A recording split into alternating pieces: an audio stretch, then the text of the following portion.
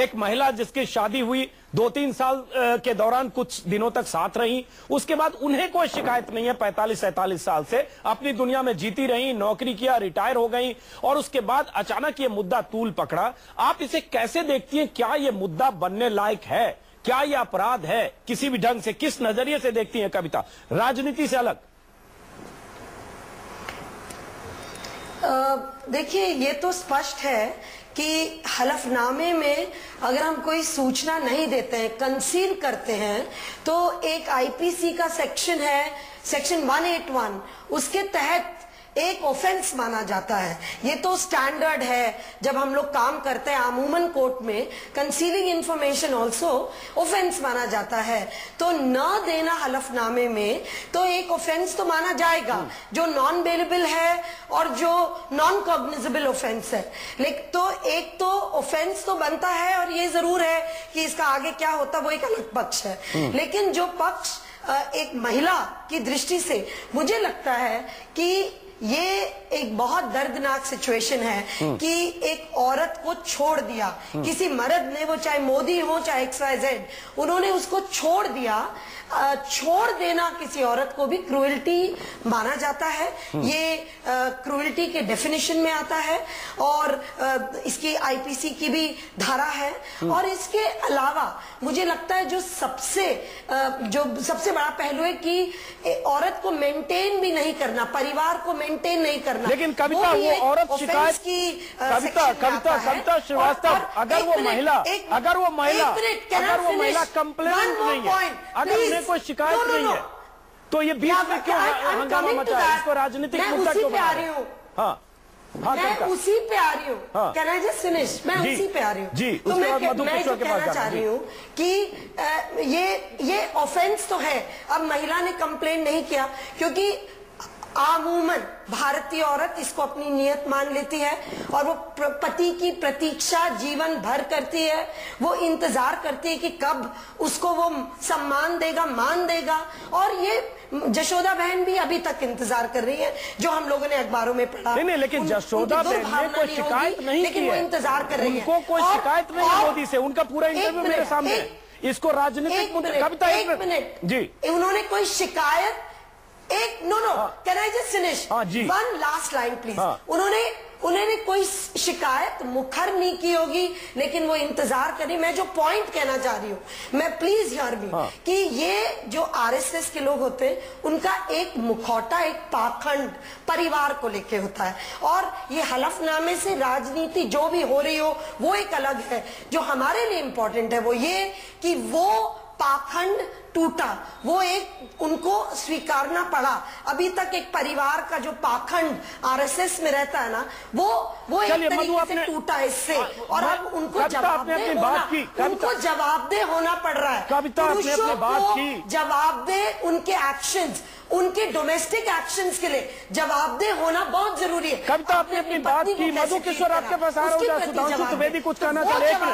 कविता, आपकी बात को होना है। कविता, आपकी बात आगे। सुधांशु त्रिवेदी, कविता का आप जवाब देंगे जो कविता श्रीवास्तव ने कहा। मधु किशोर आ रहा हूं आपके पास। सुधांशु त्रिवेदी आपको जवाब देना चाह रहे।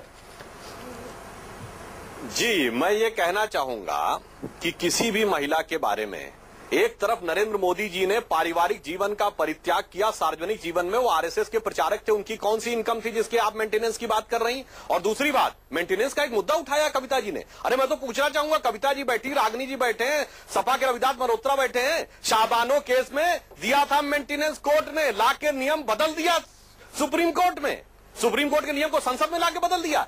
ये आप लोगों के मन में महिलाओं के प्रति इच्छा थी? जवाब दीजिए। मेंटेनेंस की बात थी तो क्या आपका स्टैंड है आज उस मुद्दे के ऊपर? और यहाँ पर आपके मन में बड़ा दर्द उमड़ रहा है। इससे साफ दिखाई पड़ रहा है हाथी के खाने के दांत और दिखाने के दांत और। अरे यार, औरत को मेंटेन न करना गलत है। वो रागनी जी जवाब दें। इनकी सरकार ने पलटा डाला के संसद में, रागनी जी कहे कि वो गलत है, और रविदास मल्होत्रा बैठे वो बोले कि ये गलत है। चलिए, मैं दोनों को रोक रहा हूं। जवाब देना बहुत जरूरी है। अपनी पत्नी। एक मिनट कविता और रागनी, जरा मैं मधु किशोर से पहले राय लूंगा, क्योंकि मधु किशोर हमारे साथ हैं। अपनी बात पहले रखे। मधु किशोर, पूरी बात सुनी। हम सवाल ये उठा रहे हैं कि चुनावी मौसम में क्यों इसे राजनीति इस पर की जा रही है, क्यों चुनावी मुद्दा बनाया जा रहा है। कांग्रेस के दर्जन भर नेता आज कपिल सिब्बल चुनाव आयोग गए और अलग अलग राय आपने सुनी। कविता श्रीवास्तव की भी एक राय है कि एक महिला के साथ नाइंसाफी हुई। मधु किश्वर, आपकी राय, चूंकि आप मोदी को करीब से जानती हैं, आपने इंटरव्यू किया है। मधु किश्वर। देखिए, ये मोदी को जानने का हवाला देके मैं बात नहीं करना चाहती। मैं तो कविता श्रीवास्तव की बात सुन के दंग ही नहीं हूं। इतनी बेहुदा बातें कर रही हैं, मैं विश्वास नहीं कर सकती। मेरी पुरानी दोस्त रही हैं, ये सोनिया दरबार की चमचागिरी कर करके इनका दिमाग पागल हो गया है जो ये बातें कर रही हैं। नंबर प्लीज मधु, इस तरह के एलिगेशंस मत करो। ये मैं कभी मिली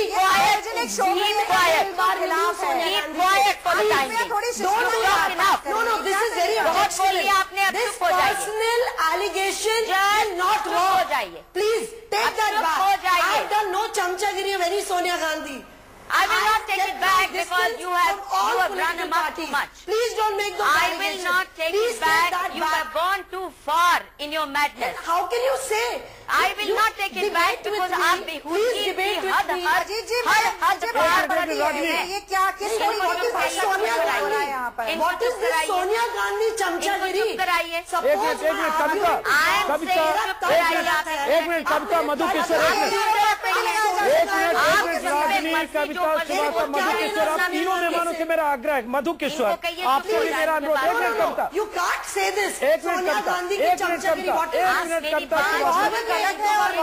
कविता श्रीवास्तव, एक मिनट मधु किशोर, सिर्फ एक आग्रह है। मधु किशोर, एक मिनट कविता श्रीवास्तव, एक मिनट कविता श्रीवास्तव, एक मिनट कविता, एक मिनट कविता, कविता एक मिनट, कविता एक मिनट सुनिए तो, कविता श्रीवास्तव एक मिनट। मधु किशोर, सिर्फ आपसे रिक्वेस्ट है, शब्दों की मर्यादा थोड़ा रखेंगे क्योंकि चैनल पर लाइव है, दर्शक सुन रहे हैं। हम मुद्दों पर बात करें, आपकी जो ओपिनियन है हम उसकी कद्र करेंगे। कविता ने अपनी बात की, मुझे लगता है शब्दों का चयन थोड़ी संजीदगी से हो। मधु किशोर, अपनी बात कहिए। मैं बिल्कुल करूंगी, पर एक बेहूदगी की भी एक हद होती है। और बेहूदगी इसलिए कह रही हूं, कोई भी व्यक्ति जिसको देश के कानूनों के बारे में मालूम है, एक ये बाल विवाह, दूसरा कॉन्जुमेट नहीं हुआ, कभी साथ नहीं रहे, 45 साल पहले दोनों अलग रास्ते में, और नरेंद्र मोदी ने सन्यास जैसा जीवन जिया, सन्यासी का जीवन जिया। ये तो महात्मा बुद्ध के भी मंदिर तुड़वाएंगी क्योंकि महात्मा बुद्ध भी छोड़ गए थे बीवी और बच्चे को।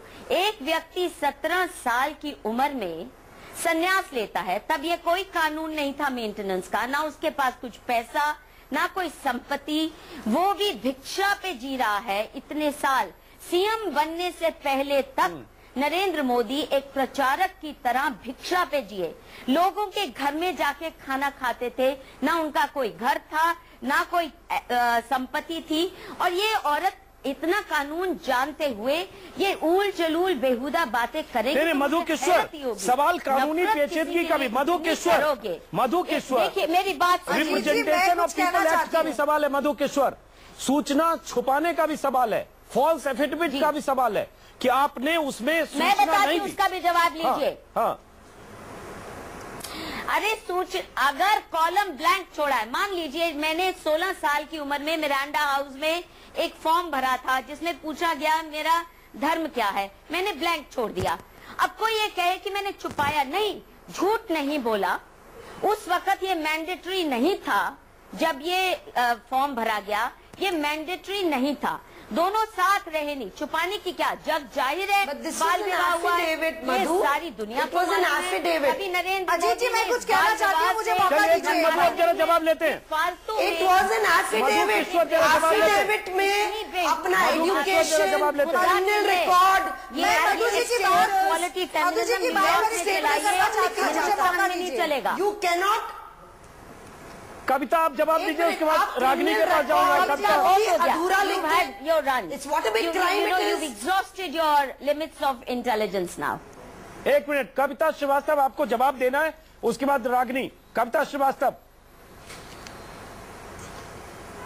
मैं ये कहना चाहती हूँ कि एफिडेविट हलफनामे में सूचना न देना, मैं दोहरा चुकी हूँ, आईपीसी की धारा 181 के तहत आता है, इट्स एन ऑफेंस, क्योंकि उसी एफिडेविट में आपका क्रिमिनल रिकॉर्ड, आपका एजुकेशनल रिकॉर्ड, आपका वेल्थ रिकॉर्ड, आप किसी को भी कंसील नहीं कर सकते। लेकिन आप किसी के बारे में कमी बेशी की तो आप पे एक्शन हो सकता है। इसी तरह मैरिटल स्टेटस, तो इट इज एन ऑफेंस। और मैं दोबारा दोहराना चाहूंगी कि ये इस तरीके से कहना कि भिक्षा पे जी रहे थे, मैरिज वाज नेवर कंज्यूमेटेड, मुझे नहीं लगता कि मैरिज जो जिस तरीके की जिम्मेवारी एक सोशल अरेंजमेंट शादी को लेके कानूनी है उसके तहत कविता सही है, लेकिन फिर मैं वही कहूंगा, यशोदाबेन कंप्लेनेंट नहीं है। यशोदाबेन अपनी जिंदगी में जैसे ये खुश दिखी है, कभी उन्होंने शिकायत नहीं की, मीडिया तक वो नहीं आई,